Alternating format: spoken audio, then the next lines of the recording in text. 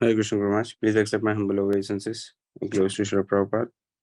सभी भक्तों को मेरा सादर दंडवत प्रणाम है। तो कल हमने गुरु महाराज जी के मुखारविंद से बलराम रस यात्रा की लीला या रस का श्रवण किया, और साथ ही हमने बताया था अंत में कि कल महत्वपूर्ण दिवस था, हमारे आचार्यों के आविर्भाव थे, और साथ ही में और एक तिथि भी थी जो मेंशन नहीं कर पाए, कल हनुमान जयंती भी थी। तो उस उपलक्ष्य में आज हमारे बीच श्रीमान उद्धव प्रभु उपस्थित है, जो कि हनुमान जी के गुणगान या हनुमान जी के विषय में कुछ बातें या कुछ रहस्य हम सभी के साथ शेयर करेंगे। तो सभी भक्तों से अनुरोध है, अपने नाम जप को थोड़ा विराम दे दीजिए और भगवान राम के परम भक्त श्री हनुमान जी के विषय में आज कुछ हम सीखेंगे, सुनेंगे, समझेंगे। तो श्रीमान उद्धव प्रभु हमारे बीच उपस्थित है, सभी से अनुरोध है नाम जप को विराम दे दीजिए, और हम उद्धव प्रभु से अनुरोध करेंगे आज का टॉक प्रारंभ करें। प्रभु जी, हरे कृष्ण। हरे कृष्णा। हरे कृष्णा। हरि बोल। फिर थोड़ा सा आवाज के बारे में बता दीजिए। सब क्लियर है प्रभु जी, नॉर्मल है। ओम अज्ञानतिमिरान्धस्य ज्ञानाञ्जनशलाकया चक्षुरुन्मीलितं येन तस्मै श्रीगुरवे नमः। हे कृष्ण करुणा सिन्धो दीनबन्धो जगत्पते गोपीश गोपिका कान्त है राधा कान्त नमोस्तुते। तप्त कांचन गौरांगे राधे वृंदावनेश्वरी वृषभानुसुते देवी प्रणमामि हरिप्रिये। मनोजवं मारुततुल्यवेगं जितेन्द्रियं बुद्धिमतां वरिष्ठं वातात्मजं वानरयूथमुख्यं श्रीरामदूतं शरणं प्रपद्ये। लोकाभिरामं रणरङ्गधीरं राजीवनेत्रं रघुवंशनाथं कारुण्यरूपं करुणाकरन्तं श्रीरामचन्द्रं शरणं प्रपद्ये। दक्षिणे लक्ष्मणो यस्य वामे तु जनकात्मजा पुरतो मारुतिर्यस्य तं वन्दे रघुनन्दनम्। वाञ्छाकल्पतरुभ्यश्च कृपा सिन्धुभ्येव च पतितानां पावनेभ्यो वैष्णवेभ्यो नमो नमः। नमामि विष्णुपादाय कृष्णप्रेष्ठाय भूतले श्रीमते लोकनाथ स्वामिन्निति नामिने। नमस्ते गुरुदेवाय सर्वसिद्धिप्रदायिने सर्वमङ्गलरूपाय सर्वानन्दविधायिने। नमामि विष्णुपादाय कृष्णप्रेष्ठाय भूतले श्रीमते भक्तिवेदान्त स्वामिन्निति नामिने। नमस्ते सारस्वती देवी गौरवाणी प्रचारिणे निर्विशेष शून्यवादी पाश्चात्य देशतारिणे। जय श्री कृष्ण चैतन्य प्रभु नित्यानंद श्री अद्वैत गदाधर श्रीवासादि गौर भक्तवृंद। हरे कृष्णा कृष्ण कृष्णा हरे हरे, हरे राम राम राम हरे हरे। मुखं करोति वाचालं पंगुं लंघयते गिरिं यत्कृपातमहं वन्दे श्रीगुरुं दीनतारिणं परमानन्दमाधवं श्री चैतन्य ईश्वरम्। हरे कृष्णा। सर्वप्रथम मैं महाराज जी के चरणों में सादर दंडवत प्रणाम अर्पित करना चाहता हूँ। साथ ही साथ आप सभी वैष्णव के चरणों में वंदन करते हुए आज की ये जो सेवा हमें प्राप्त है वैष्णव की कृपा से, उसको निभाने का या करने का प्रयास यहाँ पर मैं करूँगा। भगवान के विविध अवतार होते हैं, लेकिन उन सभी अवतारों में विशेष अवतार माना गया है राजा रामचंद्र जी का अवतार। रामादि मूर्ति शुक्ला नियमेन तिष्ठन् नानावतारम अकरोत् भुवनेषु किंतु। राम आदि ऐसे कहा गया। बहुत सारे अवतार है, उनमें से राम जो है वो एक विशेष अवतार है, आदि अवतार है, महान अवतार। और जब प्रभु आते हैं इस संसार में तो अकेले नहीं आते। ऐसे कहा गया, स्वपार्षद श्रिया धाम सह अवतरी। अपने धाम के साथ, अपने श्रिया पत्नी के साथ, अपने पार्षदों के साथ, अपने वैष्णव के साथ, भक्तों के साथ प्रभु प्रकट होते हैं। और विविध देवी देवता भी उनकी सेवा में कार्यरत होने के लिए, सेवा में संलग्न होने के लिए अलग अलग रूप धारण करते हैं, अवतार धारण करते हैं, ताकि भगवान के अवतार की लीला विशेषत्व को प्राप्त हो। तो इस तरह से हम देखते हैं कि राजा राम जी के एक अन्यतम अनन्य भक्त हनुमान जी, जो राम जी की सेवा के लिए प्रकट हुए हैं, संलग्न होने के लिए, राम जी की सेवा करने के लिए। हनुमान जी के बारे में ये जग प्रसिद्ध बात है कि हनुमान जी पवन पुत्र हनुमान है। पवन के पुत्र हैं, वायु पुत्र हैं, और साथ ही साथ भगवान शिव जी का भी अंश हनुमान जी में स्थित है। भगवान का 11वां रुद्र अवतार माना जाता है हनुमान जी, जो कि राम जी की सेवा के लिए राम जी के साथ त्रेता युग में आविर्भूत हुए हैं, प्रकट हुए हैं। तो कल जैसे पद्ममाली प्रभु कह रहे थे कि हनुमान जयंती का दिवस था, और हनुमान जी की विशेष कृपा हम भक्तों को अवश्य प्राप्त करनी चाहिए। उसका मूल कारण ये है कि हनुमान जी जो हैं वो भक्ति के आचार्य हैं।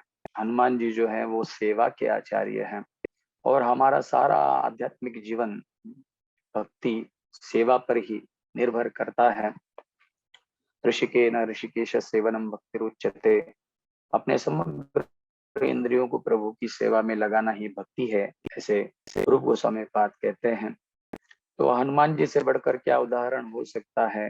राम जी की सेवा करने के लिए हनुमान जी इतने तत्पर होते हैं, इतने संलग्न होते हैं।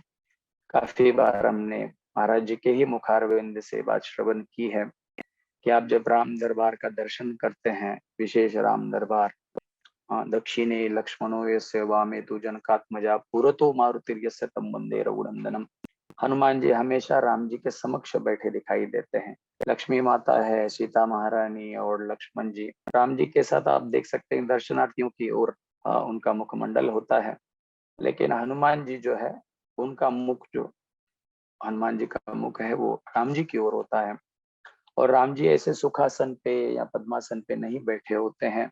एक हनुमान आसन होता है, विशेष हनुमान आसन, इसमें वो विद्यमान होते हैं। उसका कारण महाराज श्री बारम्बार बताते हैं कि जब व्यक्ति आराम से ऐसे फैल के बैठ जाता है तो कोई सेवा बताने पर उठने में थोड़ी सी दिक्कत होती है या थोड़ा सा विलंब हो सकता है, ऐसे आप कह सकते हैं। लेकिन हनुमान जी ऐसे पोजीशन में बैठे रहते हैं कि जैसे ही हनुमान जी को आज्ञा प्राप्त हो, राम जी की सेवा का अवसर प्राप्त हो, तो क्षणार्ध का भी विलंब न लगाते हुए खड़े होकर वो तुरंत प्रभु की सेवा में लग जाए। ऐसे आसन में हनुमान जी बैठे रहते हैं। प्रभुपाद जी ने भी हनुमान जी के बारे में बहुत सारी बातें कही हैं, लेकिन एक जगह प्रभुपाद जी स्पष्ट कहते हैं कि हनुमान जी जो हैं वो हमारे गुरु हैं। कृपा करहु गुरुदेव की दाई। हनुमान जी जो हैं वो गुरु हैं और हमें शिक्षा प्रदान करते हैं कि किस तरह से हम पूर्णतया सर्वतो भावे भगवान की सेवा में संलग्न रह सकते हैं। जैसे ये बात प्रसिद्ध है, भगवान की भक्ति 9 प्रकार से की जाती है, जिसको हम नवधा भक्ति के नाम से जानते हैं। श्रवणम कीर्तनम विष्णु स्मरणम पाद सेवनम अर्चनम वंदनम दास्यम सख्यम आत्म निवेदनम। तो प्रभुपाद जी बताते हैं एक जगह कि हर एक भक्ति के एक एक विशेष आचार्य हैं, जिन्होंने उस भक्ति को इतनी तन्मयता से किया और उसमें सिद्धि प्राप्त की। तो हम देखते हैं कि श्रवण भक्ति सर्वप्रथम आती है। आरंभिक भक्ति है श्रवण आदि, आदि भक्ति श्रवण आदि शुद्ध चित्ते करह उदय, आदि भक्ति है श्रवण भक्ति। आध्यात्मिक मार्ग की ही शुरुआत श्रवण आदि शुद्ध चित्ते करह उदय से, आरंभ से ही, शुरुआत से ही हमको भगवान के विषय में, भगवान के बारे में ज्ञान प्राप्त करना होता है, और श्रवण के माध्यम से, कथा श्रवण के माध्यम से हम लोग कर सकते हैं। तो श्रवण भक्ति के आचार्य हमारे परीक्षित महाराज हैं। तो कीर्तन भक्ति के आचार्य स्वाभाविक है, जिन्होंने उनको कथा सुनाई 7 दिवस 7 रात्रि तक, सुखदेव गोस्वामी आचार्य माने जाते हैं। श्रवणम कीर्तनम। विष्णु स्मरण में हमारे प्रहलाद महाराज बड़े प्रसिद्ध हैं। अर्चन में पृथु महाराज जी, वंदन में अक्रूर जी, दास्यम जो सबसे महत्वपूर्ण सेवा है, दास्य भाव, उसके आचार्य हनुमान जी हैं। सखा के रूप में हम देखते हैं अर्जुन जी प्रसिद्ध हैं, बलराम जी प्रसिद्ध हैं, महालक्ष्मी उनकी चरण सेवा के लिए प्रसिद्ध है, आत्म निवेदन के लिए हमारे बलि महाराज प्रसिद्ध हैं। तो हम देखते हैं कि सबसे महत्वपूर्ण सेवा दास्य सेवा, सेवक भाव, दास्य भाव, इसके आचार्य हनुमान जी को माना गया है, क्योंकि हनुमान जी से बढ़कर कोई दास प्रभु का हो ही नहीं सकता। सदैव भगवान की सेवा में संलग्न रहते हैं, पर रहते हैं। और हमारे वैष्णव सिद्धांत में हम देखते हैं कि 5 मुख्य रस होते हैं। वैसे तो 12 रस हैं, लेकिन 5 मुख्य रस, जैसे शांत रस है, दास्य रस है, सख्य रस है, माधुर्य रस है, वात्सल्य रस है। तो बताने के लिए कभी कभी ऐसे बताया जाता है कि शांत रस जो है उससे बढ़कर दास्य है, उससे बढ़कर सख्य है, उससे बढ़कर वात्सल्य, उससे बढ़कर माधुर्य। लेकिन हमारे वर्तमान आचार्य बताते हैं कि जितने भी ये 5 रस हैं, उन रसों का जो मूल रस है वो दास्य रस है। मूल रस दास्य रस। वात्सल्य रूप में यशोदा मैया, नंद बाबा जो प्रभु की सेवा कर रहे हैं, तो उनका भी तो भाव भगवान को सेवा प्रदान करना ही होता है। या फिर माधुर्य रस में हम देखते हैं कि जैसे राधा रानी है, सीता महारानी है, जो प्रभु की सेवा कर रही हैं, लेकिन भाव भले ही उनका माधुर्य रस का हो, लेकिन अल्टीमेटली वो सेवा ही करना चाहती हैं। तो दास भाव सबसे महत्वपूर्ण भाव है। दास भाव, गोपी भर्तृपद कमलयोर दास दासानुदास। तो इस तरह से हम देखते हैं कि दास्य भक्ति के आचार्य, महत्वपूर्ण इस भक्ति के आचार्य हमारे हनुमान जी हैं। तो प्रभुपाद जी ने कहा हनुमान जी हमारे गुरु हैं, और यदि उनसे हमें कुछ सीखना है तो प्रभुपाद जी कहते हैं कि उनसे हमें सेवा कैसे करनी है ये सीखना चाहिए। तो इस तरह से हनुमान जी हमारे लिए बहुत ही आदर्श चरित्र है, जिनके माध्यम से हम लोग सीख सकते हैं कि कैसे हमको सर्वतोभावे भगवान की सेवा में लगना है। काया वाचा मन सदैव सर्वतोभावे हमको प्रभु की सेवा करनी चाहिए। तो कल हनुमान जयंती का उत्सव हमने यहाँ पे हड़पसर पे मनाया। कथा चल रही थी रामनवमी से हनुमान जयंती तक। कल बड़ा ही सुंदर उत्सव हड़पसर केंद्र में श्रीमान केशव प्रो के मार्गदर्शन में मनाया गया। तो हनुमान जी पूर्णिमा को, चैत्र पूर्णिमा को प्रकट हुए। हनुमान जी की प्रकृति की लीला बड़ी ही प्रसिद्ध लीला है। तो वर्णन इस प्रकार से मिलता है, वाल्मीकि रामायण में कथा आती है कि जहाँ पर जब हनुमान जी को और उनके जितने भी मित्र थे, जो सीता माता की खोज के लिए दक्षिण की ओर जा रहे थे, तो वहां पे समुद्र तट पर आने पर उनकी मुलाकात संपाति नाम के एक गृध्य से होती है, जो संपाति जटायु के बड़े भाई हैं। और चूंकि एक एक विचित्र अलग एक लीला घटना ऐसी घटी थी कि दोनों भाइयों में शर्त लगी थी। तो सूर्य के पास जब वे पहुंचे तो उनके पंख जल गए थे, तो इसलिए वो उड़ नहीं पाते थे। लेकिन गिद्ध की दृष्टि जो होती है बहुत ही दूर दृष्टि होती है। तो उन्होंने बताया कि मैं यहाँ से देख पा रहा हूँ, लंका में एक वाटिका है, अशोक वाटिका, वहां पर एक स्त्री रुदन करती हुई बैठी है, खेद व्यक्त कर रही है, रुदन कर रही है, बड़ी ही मायूस बैठी हुई है। तो पता चला कि सीता महारानी वहां पर है, लेकिन कंफर्म करने के लिए वहां पे जाके तो आना पड़ेगा। तो बड़ी समस्या थी, कैसे 100 योजन का समुद्र पार किया जाए, लान दिया जाए। तो बहुत सारे लोग अपने अपने कैपेसिटी को बताने लगे। किसी ने कहा कि मैं इतने योजन जा सकता हूँ, 10 योजन, 20 योजन, 50 योजन।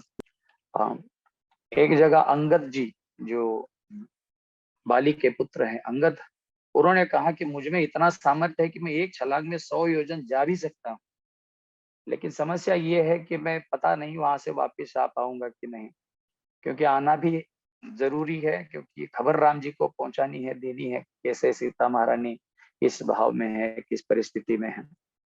तो हनुमान जी एक कोने में मायूस बैठे हुए बड़े परेशान थे कि कैसे प्रभु की सेवा की जाए। तो बहुत बड़ा व्यवधान आ गया, इतना बड़ा समुद्र आ गया है बीच में। तो वहां पर कथा आती है कि जामवान जी ने हनुमान जी को बताया कि हनुमान, आप कुछ नहीं बोल रहे, आप बड़े ही शांति से बैठे हो। तो हनुमान जी कहते हैं कि मैं क्या कर सकता हूँ, इतना बड़ा समुद्र पार करना बड़ा ही जटिल है, बहुत ही कठिन है। तो वहां पर हनुमान जी के जन्म की लीला स्वयं जामवान जी ने सुनाई। जामवान जी ने कहा, पहले तो अपने बारे में कहते हैं कि मैं भी बड़ा ही शक्तिशाली था, बड़ी बड़ी छलांगे लगाता था, लेकिन अब मैं वृद्ध हो चुका हूँ। एक समय था जब वामन भगवान प्रकट हुए थे, तो भेरी लेकर मैंने उनके साथ प्रदक्षिणाएं की थी, जब वे त्रिविक्रम का रूप उन्होंने जब धारण किया था। लेकिन अब उतना सामर्थ्य मुझ में नहीं रहा। लेकिन हनुमान जी, मुझे विश्वास है कि आप लंका जरूर जा सकते हैं, आप राम जी का कार्य निर्विघ्न पार कर सकते हैं। तो ये कैसे संभव है? क्योंकि हनुमान जी अपने ऐश्वर्य को, बल को भूल चुके थे। उसका भी एक कारण है जो आगे हम सुनेंगे। तो उन्होंने कहा कि आप जो है वो पवन पुत्र हैं, वायु पुत्र हैं, और जिस तरह से वायु सर्वगत होती है, सर्वग हर जगह निर्विघ्न रूप से वायु प्रविष्ट होती है, बहुत दूर दूर बहती है, उस तरह से आप भी पवन पुत्र होने के कारण आप बड़ी बड़ी छलांगे मार सकते हैं या हवा में तैर के भी जा सकते हैं। तो कैसे मैं पवन पुत्र बना? उन्होंने कथा सुनाई कि इनकी माता अंजनी जो थी, हनुमान जी अंजनी माता के पुत्र हैं, अंजनी ये कहते हैं हनुमान जी को, और उनके पिता का नाम था वानर राज केसरी। तो कथा उन्होंने सुनाई कि आपकी माता जो है वो स्वर्ग लोक की बड़ी ही सुंदर सुप्रसिद्ध अप्सरा थी, जिनका नाम था पुंजिक स्थला, और ये बड़े ही चंचल स्वभाव की थी, बड़े ही चपल स्वभाव की थी। तो एक बार दुर्वासा ऋषि आए थे, इंद्र सभा में वहां पर उपस्थित थे, और बड़ी महत्वपूर्ण चर्चा चल रही थी। लेकिन ये जो चंचल अप्सरा है पुंजिक स्थला, ये अपने हाव भावों से अन्य देवी देवताओं को अपनी ओर आकर्षित करने का प्रयास कर रही थी, बीच में उठ रही थी, सत्संग में व्यवधान उत्पन्न कर रही थी। क्योंकि दुर्वासा ऋषि शिव जी के अंश हैं तो बड़े जल्दी ही क्रोधित हो जाते हैं। तो दुर्वासा ऋषि बड़े नाराज हो गए और उन्होंने श्राप दे दिया कि देखो, तुम्हारा स्वभाव एक वानर के समान है। जो वानर कभी एक जगह स्थिर नहीं रहता है, चंचलता करता रहता है, चल विचल उसका स्वभाव होता है। तो मैं तुम्हें श्राप देता हूं कि तुम वानरी बन जाओ। तो जब कुंजिक स्थला ने आचार्य दुर्वासा ऋषि के चरण पखारे, चरण पकड़े और उनकी शरणागत हो उनसे निवेदन करने लगी कि प्रभु आप दया कीजिए, हम पर कृपा कीजिए। तो दुर्वासा ऋषि, जैसे हम शिव जी के बारे में जानते हैं, शिव जी जितने जल्दी नाराज हो जाते हैं उतने ही जल्दी प्रसन्न भी हो जाते हैं। इसलिए भगवान शंकर का एक नाम आशुतोष भी है। आशु तुष्यति सह, जो बहुत जल्दी प्रसन्न हो जाते हैं उनको आशुतोष कहते हैं। तो दुर्वासा जी प्रसन्न भी हो गए और दुर्वासा जी ने उनको आशीर्वाद दे दिया कि बोले, आप भले ही वानर के रूप में, वानरी के रूप में प्रकट हो जाओगी, लेकिन मेरे आशीर्वाद से आप जब चाहो किसी भी प्रकार का, किसी भी तरह का शरीर आप धारण कर सकती हैं, आप रूप बदल सकती हैं और इस तरह से आप विचरण कर सकती हैं। और साथ ही साथ मैं आशीर्वाद देता हूँ कि भगवान शंकर जो है, भगवान शिव जी आपके गर्भ से एक अंश के रूप में प्रकट हो जाएंगे। तो इस तरह से हम देखते हैं कि माता जो पुंजिक स्थला नाम की जो अप्सरा थी, वह विरज नाम के एक वानर के यहाँ पे, वानर राज विरज जी के यहाँ पे उनकी पुत्री के रूप में प्रकट होती है और उनका विवाह केसरी महाराज से, वानर राज केसरी जी से उनका विवाह हो जाता है। तो इस तरह से एक विशेष श्राप के कारण वानरी के रूप में कुंजिक स्थला नाम की ये अप्सरा इस धरती पर प्रकट होती है अंजना जी के रूप में। और चूंकि उनको आशीर्वाद था तो बताया गया है कि अंजना माता ने भगवान, चूंकि वो शिव जी की बहुत बड़ी भक्त थी, उन्होंने भगवान शिव जी को प्रसन्न करने के लिए 7,000 वर्षों तक तपस्या की। 7,000 वर्षों तक उन्होंने तपस्या की और साक्षात भगवान शंकर प्रकट होकर उन्होंने आशीर्वाद दिया कि मैं आपके पुत्र के रूप में, आपके औरस पुत्र के रूप में आपके गर्भ से प्रकट हो जाऊंगा। तो इस तरह से निमित्त बना कि भगवान शंकर का ही अवतार हनुमान जी के रूप में अंजना माता के गर्भ से प्रकट हुए। साथ ही साथ उनके पिताजी का भी वर्णन मिलता है, पिताजी के बारे में भी, जो महाराज केसरी थे, वानर राज केसरी थे। एक बार प्रभास क्षेत्र में, समुद्र तट पर प्रभास क्षेत्र में एक पर्वत की चोटी पर विद्यमान थे और वहां पर प्रभास क्षेत्र में बहुत सारे ऋषि मुनि तर्पण इत्यादि क्रिया कर रहे थे, अर्घ्य दान दे रहे थे सूर्य भगवान को, साथ ही साथ संध्या वंदन गायत्री इत्यादि कर्मों में रत थे। तो अचानक एक बहुत विशाल काय उन्मत्त ऐसा हाथी वहां पर पहुंचा और वो सारे ऋषि मुनियों को परेशान करने लगा, उनके कार्यों में व्यवधान उत्पन्न करने लगा। तो ये दृश्य उस चोटी पर, पर्वत की चोटी पर बैठे बैठे केसरी महाराज देख रहे थे। उन्होंने वहां से छलांग मारी और सीधा हाथी के सिर पर आकर गिरे और उन्होंने हाथी को नीचे गिराया और बड़े ही दुर्भिक्षता के साथ उन्होंने उस हाथी के दोनों दांत उखाड़ दिए और इस तरह से वो उन्मत्त हाथी शांत हो गया। तो वहां पर भरद्वाज मुनि मुख्य ऋषि थे, वे बड़े प्रसन्न हो गए। उन्होंने कहा कि महाराज केसरी, आपने बड़ा ही सुंदर कार्य किया है साधु संतों की प्रसन्नता के लिए। हम आप पर अति प्रसन्न हैं। आप जो भी आपकी इच्छा है, जो भी आपकी अपेक्षा है, ऐसा वरदान आप हमसे प्राप्त कर सकते हैं। तो वहां पर हम देखते हैं कि केसरी महाराज जी ने कहा कि मुझे आप ऐसा एक पुत्र प्रदान कीजिए जो इच्छानुसार रूप धारण कर सके, साथ ही साथ वायु के समान हो, वेगवान हो, बहुत ही शक्ति संपन्न हो, और जैसे भगवान रुद्र होते हैं जो अपने शत्रुओं को दंड देते हैं, दंडित करते हैं, महाभयंकर प्रलय मचा देते हैं, ऐसे रुद्र भगवान के समान वो शक्तिशाली हो, अपने शत्रुओं के हृदय में भय उत्पन्न करने वाला हो। तो उन्होंने आशीर्वाद दिया कि हाँ हाँ, आपको भगवान शंकर के ही अंश के रूप में आपको पुत्र की प्राप्ति होगी, जो भगवान शिव जी के समान ही ओजस्वी, तेजस्वी, बलवान, शक्तिवान होंगे, बल बुद्धि विद्या के खान होंगे। तो इस तरह से ये भूमिका निर्माण हो गई हनुमान जी के प्राकट्य की। और भी एक अप्सरा का वर्णन आता है जिनका नाम था स्वरचला। स्वरचला नाम की एक अप्सरा थी जो ब्रह्मलोक की अप्सरा थी। ब्रह्मा जी थोड़े से नाराज से हो गए और उन्होंने उनको एक गृध्री बनने का श्राप दे दिया, जैसे गृद्ध होता है। तो गिद्धनी के रूप में वो प्रकट हुई। तो जब उन्होंने क्षमा याचना की तो शाप देते हुए भगवान ब्रह्मा जी ने कहा कि जब महाराज दशरथ के द्वारा पुत्र कामेष्ठी यज्ञ होगा तो उसमें एक विशेष प्रकार से एक चरु पकाया जाएगा, खीर प्रकट हो जाएगी, जिस खीर के सेवन से सभी रानियों को भगवान के अंशांश के रूप में, अंशांशेन चतुर्धागात् पुत्रत्वं प्रार्थितः सुरैः, सुखदेव गोस्वामी जैसे कहते हैं, अंश और अंशांश के रूप में भगवान वासुदेव, संकर्षण, प्रद्युम्न, अनिरुद्ध, ये क्रमशः राम, लक्ष्मण, भरत, शत्रुघ्न के रूप में प्रकट हो जाएंगे।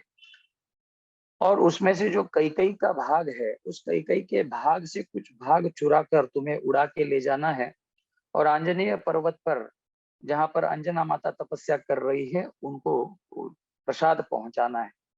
ब्रह्मा जी कहते हैं कि यह स्वरचला, यदि यह कार्य तुम संपन्नतया कर लोगी, पूर्णतया कर लोगी, निर्विघ्न रूप से कर लोगी, तो इस तरह से ये जो गृद्धिनी का शाप तुम्हें प्राप्त हो गया, जो तुम गिद्ध बन गई हो, तो इस श्राप से तुम मुक्त हो जाओगे।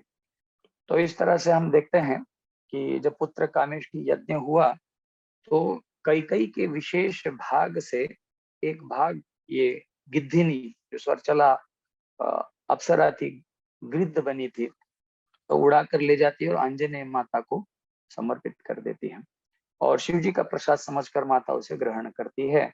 और इसी के प्रभाव से, इसी के प्रताप से भगवान के महान भक्त हनुमान जी प्रकट होते हैं प्रभु की लीला में सहायता करने के लिए, सहयोग करने के लिए। इसका प्रमाण बताया गया है कि हनुमान चालीसा में एक बड़ा ही प्रसिद्ध एक चौपाई आती है जहाँ पे गोस्वामी तुलसीदास जी कहते हैं कि रघुपति कीनी बहुत बड़ाई, रघुपति कीनी बहुत बड़ाई, तुम मम प्रिय भरत ही सम भाई। अन्य किसी लक्ष्मण, शत्रुघ्न का नाम न लेते हुए, भरत जी का नाम लेते हुए रघुपति राजा राम जी हनुमान जी से कह रहे कि हनुमान, पहले तो हनुमान जी की बहुत बहुत स्तुति की जब उन्होंने सीता माता की सुधि लाई, सीता माता जी के बारे में खबर लाई, और तुम मम प्रिय भरत ही सम भाई, आप निश्चित रूप से मेरे भाई के समान ही हो, जैसे मुझे भरत लाल प्रिय हैं उसी प्रकार से हनुमान जी आप हमें प्रिय हो। तो यहाँ पर एक प्रमाण मिलता है कि हनुमान जी जो है वो भरत जी के ही अंश थे, आप ऐसे कह सकते हैं, या उनके भाई थे, उनके सखा थे। और हनुमान जी को भी राजा रामचंद्र जी ने अपने भाई के रूप में स्वीकार किया है। रघुपति कीनी बहुत बड़ाई, तुम मम प्रिय भरत सम भाई। तो इस तरह से ये सारे लीलाएं एकत्रित हो जाती हैं और हनुमान जी का प्राकट्य होता है। तो माता अंजनी, एक समय की बात है, वर्णन आता है कि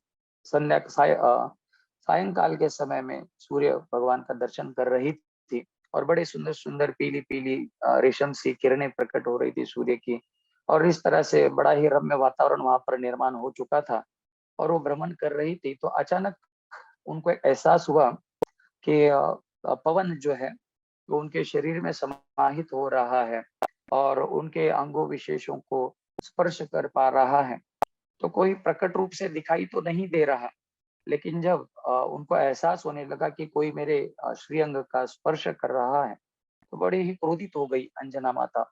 और उन्होंने कहा कि जो कोई हो सकता है कोई राक्षस हो, कोई दैत्य हो, कोई मायावी हो, तो तुरंत मेरे सामने प्रकट हो जाए, अन्यथा मैं श्राप दे दूंगी। इतना कहते ही उनके सामने पवन देव प्रकट हो जाते हैं। और पवन देव प्रकट होते हैं और कहते हैं कि माता, हे अंजनी, क्षमा कीजिए, माता नहीं कहते क्योंकि उनका भाव अलग है। हे अंजनी, तुम श्राप मत दो। ये विशेष कार्य देवी देवताओं द्वारा प्रायोजित नियोजित यह कार्य है, जिसको संपन्न करने के लिए मैं यहाँ पर आया हूँ। भगवान शिव जी का एक विशेष अंश, विशेष तेज मैं कर्ण के माध्यम से तुम्हारे भीतर स्थित कर पा रहा हूँ, स्थिर कर रहा हूँ। और समय आने पर बहुत ही बलवान, शक्तिवान, बुद्धिमान ऐसा पुत्र आपको प्राप्त होगा, जो राम जी की लीला में विशेष सहाय करेगा।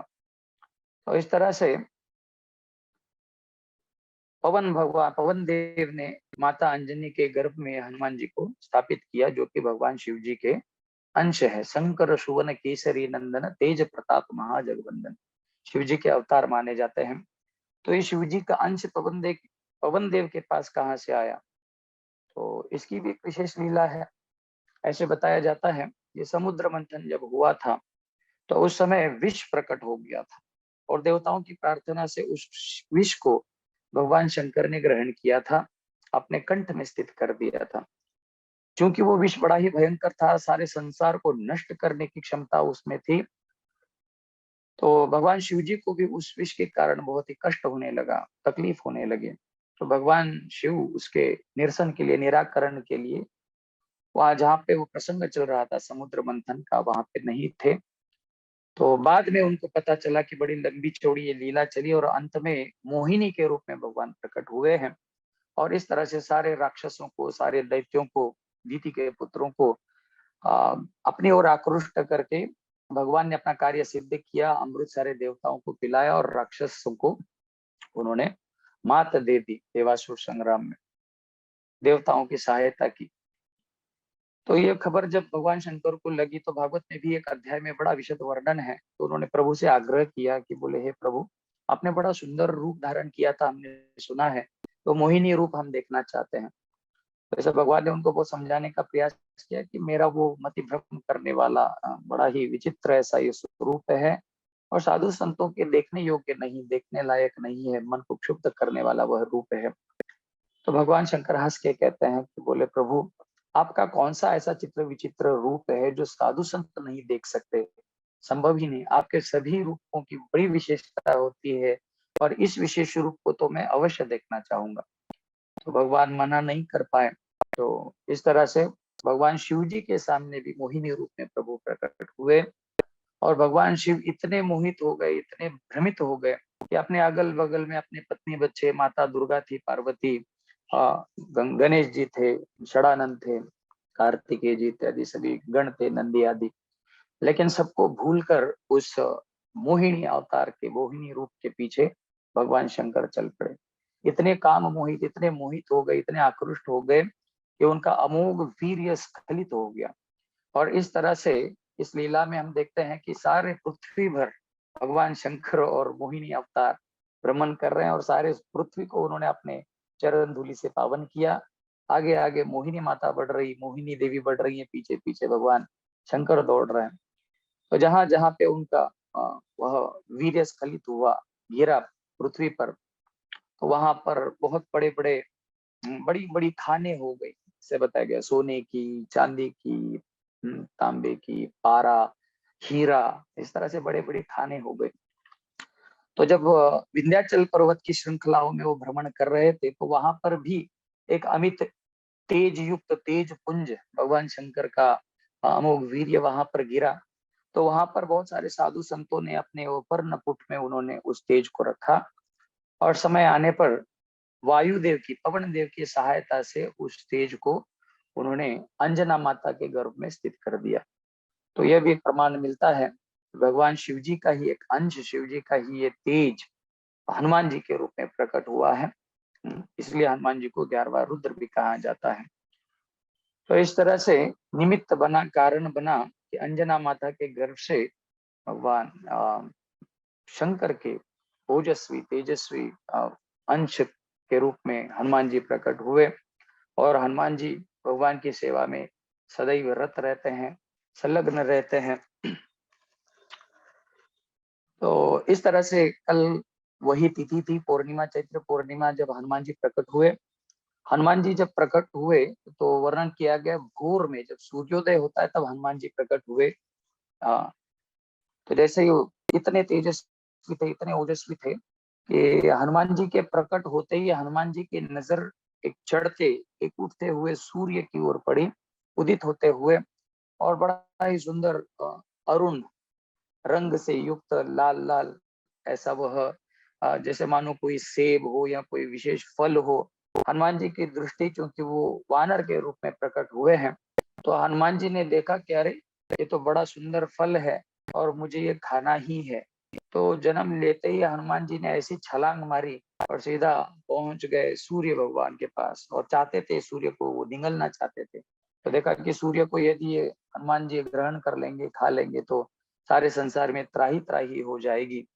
तो देवराज इंद्र ने अपने वज्र से उनकी हनु, मतलब उनकी ठुड्डी पर प्रहार किया, तो बेहोश होकर वो गिर गए।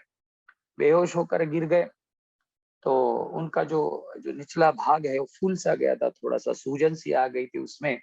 तो इसलिए हनुमान जी का एक नाम बन गया हनुमान, जय हनुमान। तो हनुमान जी जैसे ही प्रकट हुए, बेहोश होके गिर गए।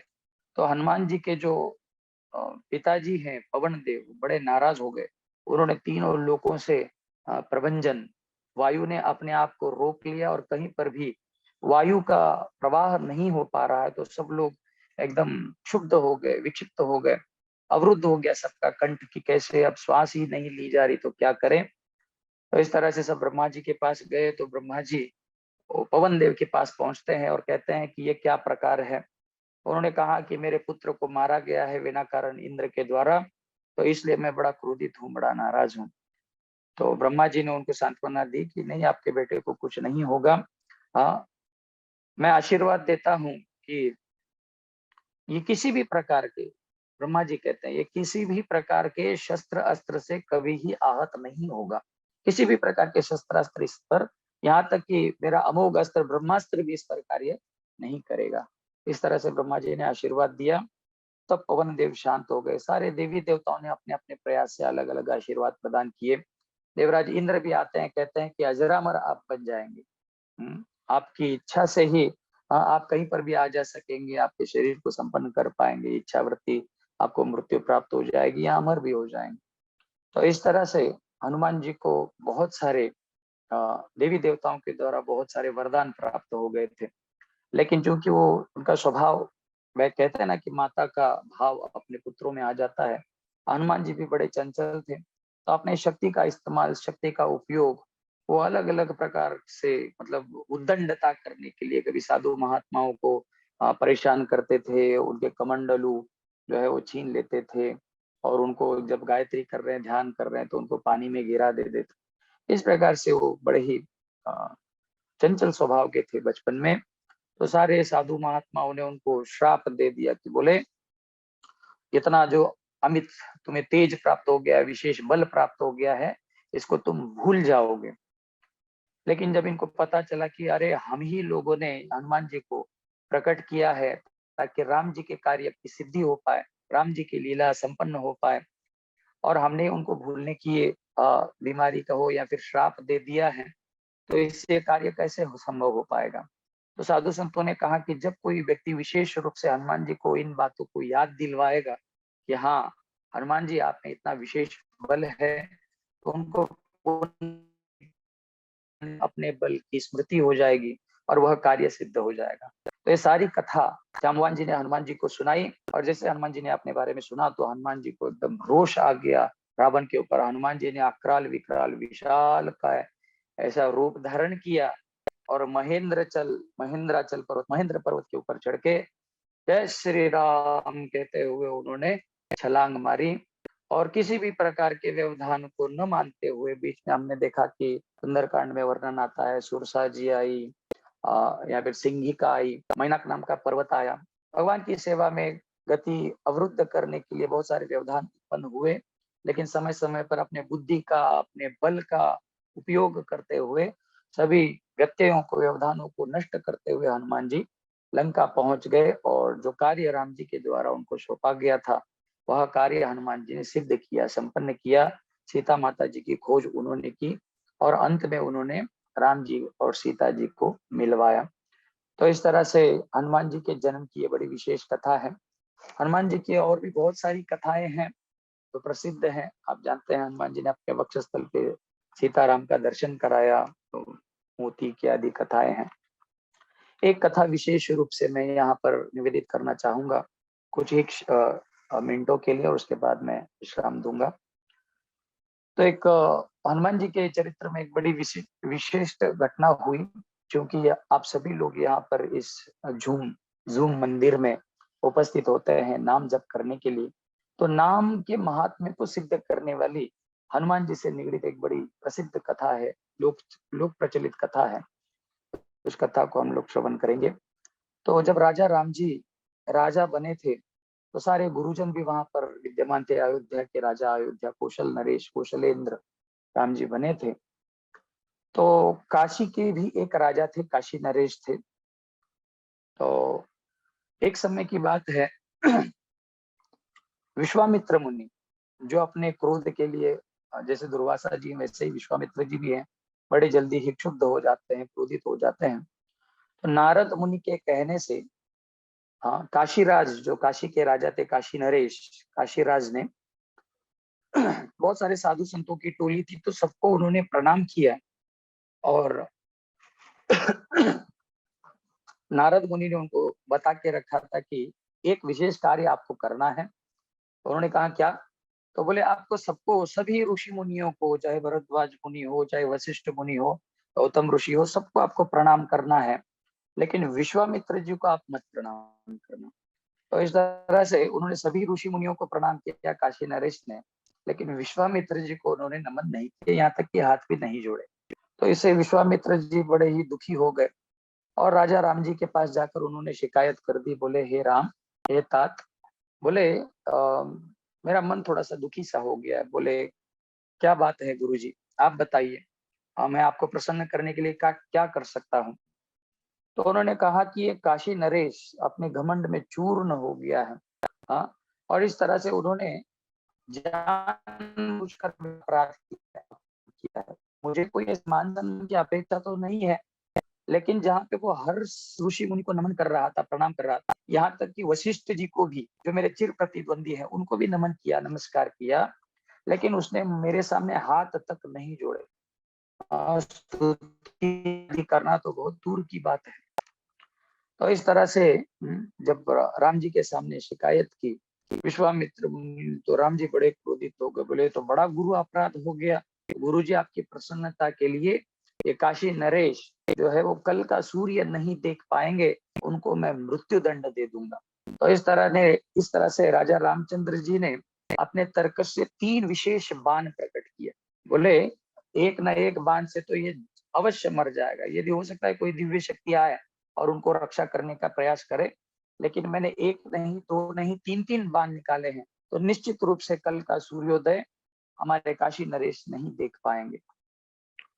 तो ये बात जब काशी नरेश को पता चली तो बेचारे बड़े दुखी हो गए और जाके उन्होंने नारायण नारायण नारद मुनि के चरणों को स्पर्श करते हुए कहा कि प्रभु जी, आपकी आज्ञा से बड़ा ही विचित्र कार्य हमने कर दिया है, और इसका परिणाम अब ये होने जा रहा है कि कल का सूर्योदय हम नहीं देख पाएंगे, मैं नहीं देख पाऊंगा। तो नारद मुनि हंस रहे थे, नारद मुनि बड़े प्रसन्न थे, क्योंकि ये नारद जी की ही विशेष लीला थी, क्योंकि नारद मुनि नाम के महात्म्य को प्रकट करना चाहते थे। तो नारद मुनि हंसने लगे तो काशी नरेश ने कहा कि प्रभु, मेरे यहाँ पर प्राण दाव पर लगे हुए हैं और आप हंस रहे हैं, अब क्या करें। तो नारद मुनि ने कहा चिंता मत करो, मैं आपके सुरक्षा के बहुत बढ़िया व्यवस्था कर चुका हूँ।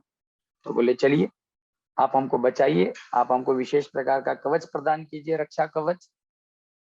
तो नारद मुनि ने काशी नरेश को कहा कि देखो, एक बात, हमेशा याद रखना कि जहां पर भी मैं आपको लेके जा रहा हूँ वहां पर अन्य कोई बात नहीं करना, केवल रोना है, खेद प्रकट करना है और रुदन करते हुए त्राहिमाम पाहिमाम रक्षमाम, त्राहिमाम पाहिमाम रक्षमाम, यही यही शब्दों की, यही विनती की रट लगानी है बस। तो हनुमान जी की माता अंजनी माता, अंजना माता के पास नारद मुनि ने काशी नरेश को अंजना माता के पास ले गए और उनके चरणों में उनको समर्पित कर दिया। जैसे ही वहां पर काशी नरेश पहुंचते हैं, अंजना माता के पैर पकड़ लिए, मैया त्राही माम पाही माम रक्ष माम करने लगे। वारंबार पूछती थी अंजना माता, भैया किससे तकलीफ है, किससे दुख है, किससे कष्ट है, तो कुछ नहीं कहते, केवल त्राही माम पाही माम कर रहे थे। तो अब सुन सुन के इतनी परेशान हो गई अंजनी माता ने कहा कि चलो ठीक है, बस अब मत बताने की कोई आवश्यकता नहीं है, मैंने आपको अभय प्रदान कर दिया, आप निश्चिंत हो जाओ, इस संसार में कोई व्यक्ति नहीं है जो आपका हित कर सके। तो इतना कहते ही काशी नरेश शांत हो गए। तो नारद मुनि, काशी मंत्री नरेश चूंकि बहुत रुदन कर रहे थे, तो आगे बढ़कर नारद मुनि अपनी वीणा के ऊपर सुर ताल लगा कर ये सारी कथा सुनाई। तो अंजना माता ने तो सर पकड़ लिया, बोले अरे राजा राम जी ने इनको मारने की ठान ली है और ये मेरी शरण में आ गया और हमने वचन भी दे दिया, निर्भय भी कर दिया है, अब क्या करें। तो अंजनी माता भी थोड़ी सी परेशान सी हो गई, लेकिन उन्होंने कहा कि चलो मेरा बेटा है, हनुमान जी है, कुछ ना कुछ, क्योंकि बल बुद्धि विद्या का वो देवता है। हाँ, बुद्धिवान लोगों में बुद्धिमताम बुद्धिमताम वरिष्ठम कहा गया हनुमान जी, बुद्धिमान लोगों में सर्वश्रेष्ठ है, कुछ ना कुछ उपाय जरूर निकालेगा। तो हनुमान जी जितने बड़े राम जी के भक्त हैं उतने ही बड़े वे अपने माता के भी भक्त हैं।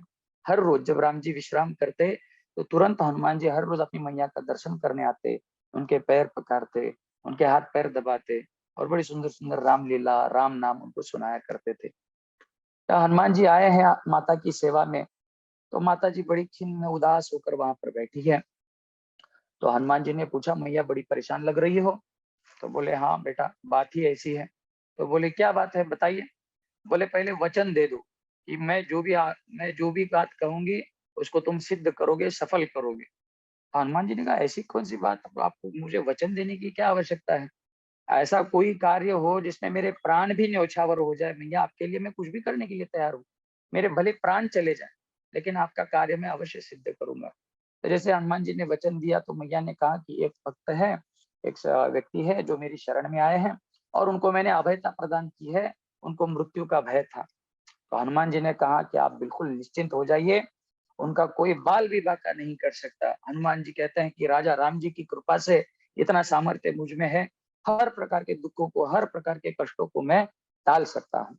अंजनी माता हंसने लगी और उन्होंने कहा कि अरे हनुमान जी पहले सुन तो लो। मैया ने कहा कि उस व्यक्ति का नाम काशी नरेश है और उनको डर, उनको प्राण दंड का भय, उनको मृत्यु का भय राजा राम जी से ही है। राम जी ने निर्धारित कर दिया है कि काशी नरेश का वध होगा। हनुमान जी ने भी सिर पकड़ लिया और हनुमान जी कहने लगे कि मैया ये बड़ा विचित्र आपने वरदान हमसे मांग लिया है, अब क्या करें। मैं कल देख रहा था राजा राम जी बड़ी तैयारी कर रहे थे, तीन तीन बाण निकाल के रखे हैं उस काशी नरेश को मारने के लिए, मतलब प्रभु ने ठान लिया, राखे कृष्ण मारे कृष्ण राखे के। प्रभु जिसको रखना चाहते हैं उसको कोई मार नहीं सकता और राजा राम जी जिसको मारना चाहते हैं उसको कौन बचा सकता है। तो मैया ने कहा भैया मैं तो नहीं जानती, तुम ज्ञानियों में ज्ञानी नाम अग्रणी ये भी कहा गया, बुद्धिमान में आप श्रेष्ठ हो, तो ऐसे थोड़ी हो सकता है कि बस ऐसे डिग्री मिल ली और ना कोई ज्ञान है ना कोई बुद्धि है। चलाओ अपना दिमाग चलाओ, अपनी बुद्धि चलाओ और कुछ ना कुछ उपाय करो, मेरा उस वचन मैंने जो उस बालक को दिया है रक्षा का वह भी सिद्ध हो जाए, तुमने जो मुझे वरदान दिया है वो भी सफल हो जाए। तो अब अपना दिमाग लड़ाओ, वो आपकी समस्या है, बस मेरी यही इच्छा है कि काशी नरेश की रक्षा हो जाए। तो हनुमान जी सोचने लगे और सोचते सोचते सोचते हनुमान जी इस निष्कर्ष पर पहुंचे कि हाँ, हरि से बड़ा हरि का नाम, राम से बड़ा राम का नाम, प्रभु से बड़ा प्रभु का नाम है। राजा रामचंद्र ने तो गिने चुने राक्षसों का वध कर दिया, उद्धार कर दिया, लेकिन हरि नाम लेकर, हरि नाम के कारण, हरि नाम के प्रभाव से वाल्या कोड़ी जैसे कितने लोगों का उद्धार हो गया है, उसकी कोई गणना नहीं है, उसको कोई गिनती नहीं है। अ, गोस्वामी तुलसीदास जी रामचरितमानस में नाम की बड़ी सुंदर महिमा गाते हैं, लेकिन अंत में गाते गाते गाते गाते गोस्वामी जी थक जाते हैं और एक जगह ये कहते हैं, कब लग कहूँ नाम बढ़ाई, राम न सकहि नाम गुण गाई। कब तक मैं इस हरि नाम की महिमा का वर्णन करता रहूंगा, राम नाम की महिमा का वर्णन करता रहूंगा, राम न सकहि अ, नाम गुण गाए। इतनी ताकत तो स्वयं राजा राम जी में भी नहीं है कि वो बता सके कि मेरा नाम कितना शक्तिशाली है। तो हनुमान जी ने निर्धारित कर लिया कि अब राम जी से बचने के लिए नाम जी का आशीर्वाद लेना जरूरी है, नाम जी की कृपा प्राप्त करना बहुत जरूरी है। उन्होंने मैया से कहा कि मैया आप निश्चिंत होकर सो जाओ, काशी नरेश आप भी विश्राम कीजिए, कोई चिंता नहीं, कल आपका संरक्षण अवश्य हो जाएगा। तो इस तरह से जैसे ही भोर हो गई, प्रातः काल होने लगी, सूर्योदय होने लगा, तो राजा राम जी तैयार हो गए। अपने अमोघ धनुष्य पर उन्होंने अपना अमोघ अस्त्र बाण लगाया, राम बाण लगाया, जो कभी विफल नहीं होता, हमेशा सफल होता है, हमेशा कारगर सिद्ध होता है। और इस तरह से हनुमान जी ने भोर में ही उठाया काशी नरेश को, और सरयू जी में डुबकी लगा रहे थे, शुद्ध हो गए, पवित्र हो गए। और हनुमान जी बैठे हैं, कहा कि आपको वही कार्य करना है जो मैं आपको बताऊंगा। तो बोले ठीक है। काशी नरेश ने कहा कि प्रभु आप जैसे बताएंगे मैं बस वैसे ही करने के लिए तैयार हूँ। जैसे ही राजा राम जी बाण लगा के अनुसंधान किया और काशी नरेश की ओर बाण छोड़ा, तो हनुमान जी ने काशी नरेश से कहा कि आपको एक मंत्र दे रहा हूँ, बड़े भक्ति भाव से, बड़े श्रद्धा भाव से, बड़े प्रेम भाव से इस मंत्र का आप क्या करो, बस भाव विभोर होकर कीर्तन करने लग जाओ। तो उन्होंने पहला मंत्र दिया, राजा राम राम राम, राजा राम राम राम, राजा राम राम राम, राजा राम राम राम। तो इस तरह से राम नाम का उच्चारण करके शरीर जी में ही खड़े हैं काशी नरेश। तो देखा कि बड़ा सुंदर बाण राम जी का आया, और राम नाम से ओत प्रोत काशी नरेश का दर्शन उस बाण ने किया, और काशी नरेश की प्रदक्षिणा करके वो बाण पुनः राम जी के तर्कस में चला गया। राम जी बड़े विस्मित हो गए, सारे देवी देवता आकाश में स्थित है, सारे ऋषि मुनि वहां पर इकट्ठा हुए हैं। स्वयं विश्वामित्र जी भी खड़े हैं। विश्वामित्र जी ने कहा, अरे राम जी का बाण विफल हो गया, राम जी का बाण छू तक नहीं पाया काशी नरेश को, अब क्या करें। तो राजा राम जी ने कहा विश्वामित्र जी से, गुरु जी क्षमा कर दीजिए, हो सकता है कोई विशेष शक्ति उसकी रक्षा कर रही, दूसरा बाण आप छोड़ रहा हूँ, इस बाण में तो ये पक्का खत्म हो जाएंगे। तो दूसरा बाण उन्होंने अनुसंधान किया अपने धनुष्य पर, और काशी नरेश की ओर इंगित करते हुए उन्होंने दूसरे बाण को छोड़ा। काशी नरेश ने पूछा, प्रभु अब क्या करें हनुमान जी। तो हनुमान जी ने कहा कि अब दूसरा मंत्र दे रहा हूं, उसका उच्चारण करो। बोले क्या, सीता राम राम राम सीता, राम राम राम सीता, राम राम राम सीता, राम राम राम। तो अब तो युगल मंत्र आ गया, सीता जी की विशेष शक्ति और लग गई, और प्रबल हो गया इनका कवच, राम नाम का कवच। तो दूसरा बाण भी राम जी का विफल हो गया। अब दोनों बाण विफल हो गए, तो बोले कि अरे तीसरा बाण ऐसा चलाऊंगा कि काशी नरेश बस खत्म ही हो जाएंगे, ये सूर्य की प्रथम किरण वो नहीं देख पाएंगे। तो हनुमान जी के पास काशी नरेश जाकर कहते हैं, प्रभु अब बताइए अब क्या करें, अब क्या करें। तो हनुमान जी ने कहा कि अब और भी विशेष मंत्र दे रहा हूं।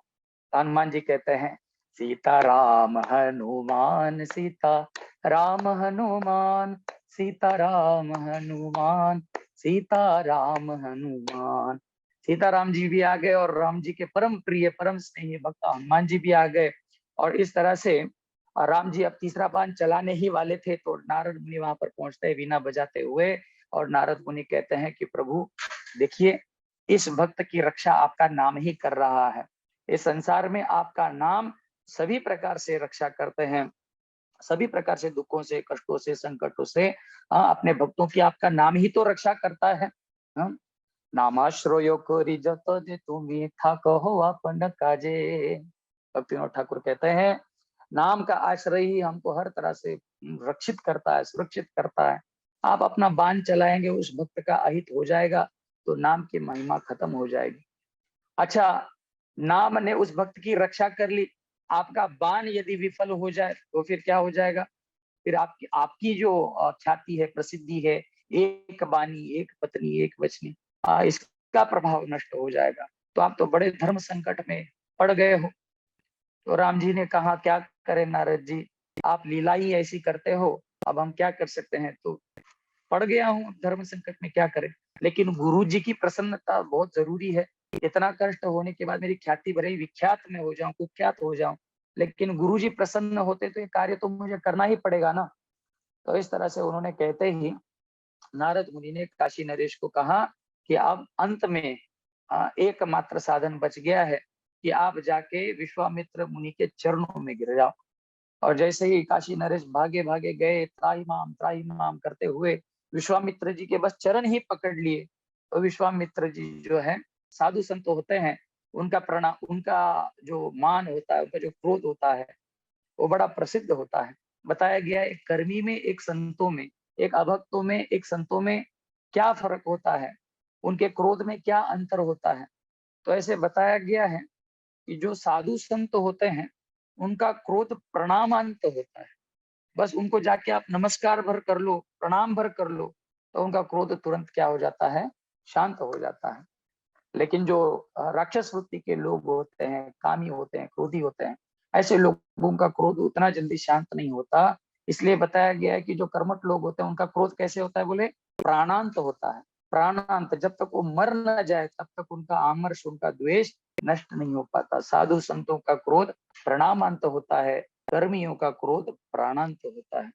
तो इस तरह से जैसे चरण पकड़ लिए, तो विश्वामित्र मुनि बड़े प्रसन्न हो गए। उन्होंने उनको बड़े आदर से उठाया और राम जी से कहा कि हे भद्र, हे रामभद्र, मैं आपसे निवेदन करता हूँ कि मैं मेरी अपनी आज्ञा वापिस ले लेता हूँ। अब ये काशी नरेश मेरी शरण में आ गए हैं, मैंने इनको अभय प्रदान किया है। तो आप जो है ये भाव, ये जो आपने आज्ञा शिरोधार्य की है, आप इसका आप विश्राम कर दीजिए। काशी नरेश का वध करने की कोई आवश्यकता नहीं है। तो राम जी ने भी बड़ा लंबा श्वास छोड़ा। उन्होंने कहा, बहुत बड़ा धर्म संकट उपस्थित हो गया था, लेकिन ये हनुमान जी की कृपा से, नाम की कृपा से, भक्ति के आचार्य नारद मुनि की कृपा से ये संकट टल गया। विश्वामित्र मुनि नारद मुनि से मिलते हैं विश्वामित्र ऋषि, और कहते हैं कि वे बड़ा झगड़ा लगाने का कार्य आप हमेशा करते रहते हो, ऐसी चित्र विचित्र लीलाओं को क्यों करते हो, जिससे हर तरह से क्षुब्धता उत्पन्न हो जाती है। तो नारद मुनि ने कहा कि मैंने दोनों में झगड़ा लगाने के लिए या क्रोधित होने के लिए ये लीला नहीं की। सारे समाज के सामने, सारे संसार के सामने हरि नाम की महिमा को प्रस्फुटित करने के लिए, प्रकट करने के लिए मैंने ये लीला की है।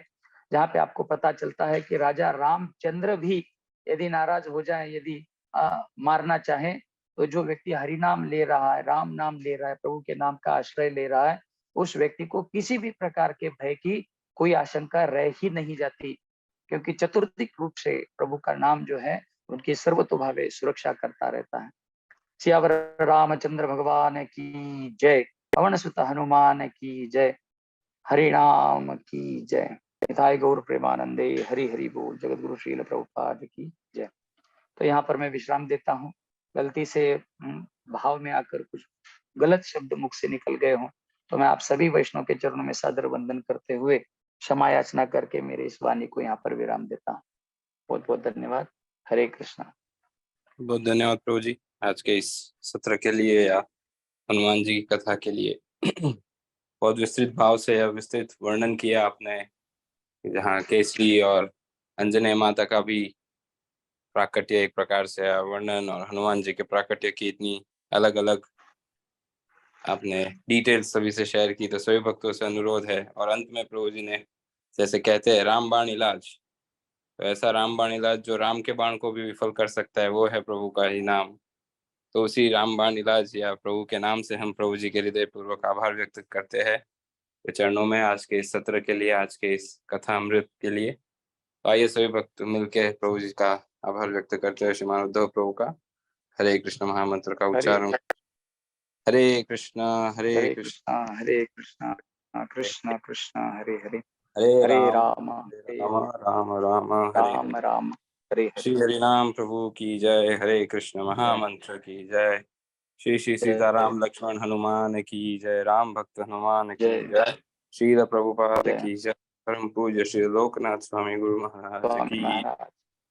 वाञ्छाकल्पतरुभ्यश्च कृपा सिन्धुभ्यः कृपा सिन्धुभ्यः पावनेभ्यो पतितानां पावनेभ्यो वैष्णवेभ्यो नमो नमः।